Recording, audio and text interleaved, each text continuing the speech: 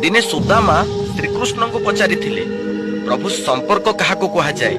सुदामा कथा शुणी भगवान श्रीकृष्ण निजर मित्र सुदामा को स्मित हस दे कही जेउठी स्वार्थ थाए सेठी संपर्क न थाए आउ जेउठी संपर्क थाए सेठी स्वार्थ न थाए। अर्थात बिना स्वार्थ रे बंधा जाइथिबा डोरी को संपर्क कहुए। जेउठी राग हिंसा काम क्रोध लोभ मोह माया एसबू देखा मिल न थाए। धन हेबा परे जो मनीष संपर्क भूली जाए से माने केबे भी शांति रे रही पारंती नाही। किए जाने आजिर जीवनर मूल्य कालीर मशाणी रे थिबो। आजिर धनी कालीर भिकारी हेबा पाई बेसी समय लागिबनी। कालीर भिकारी आजिर धनी हेबा पाई बेसी समय भी लागिबनी।